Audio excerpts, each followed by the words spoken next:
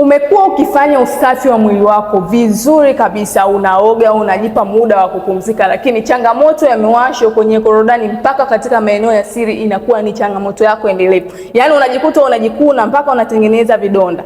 Lakini mbaya zaidi, vipele vya aina hii vinakuwa vinajitokeza mara kwa mara. Hauvai nguo kwa muda mrefu, sometimes unakuta unaachia mwili wako ili upate upepo, lakini bado unajikuta unapata hiyo changamoto ya miwasho pamoja na fungus ya kwenye korodani mpaka katika maeneo ya maumbile. Hii inaashiria umepata fungus ya kwenye korodani ambayo imesababishwa na kirusi ambacho kipo katika upande wa damu.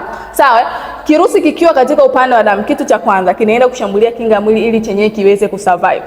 Na kirusi kikiwa katika upande wa damu, kikisha survive, hiyo miwasho ambayo inajitokeza katika maeneo ya siri na katika maeneo ya korodani ni matokeo ya kirusi ambacho kipo katika upande wa damu. Kwa katika ufanyaji wako wa matibabu, hakikisha unapambana na chanzo cha changamoto. Unaweza ukaoga, unaweza ukasafisha, ukatumia dawa za kupaka, changamoto ikatulia, lakini ikaja ikajirejea tena kwa sababu haujapambana na chanzo cha changamoto. Na kupambana kwake ni lazima ufanye detoxification pamoja na kupandisha kinga yako ya mwili. So by the way, nimesaidia watu wengi sana ambao walikuwa wanapitia hiyo changamoto na sasa hivi wanafurahia ndoa zao. Kwa kama nawe unahitaji matibabu, basi andika kwenye comment section, nahitaji matibabu.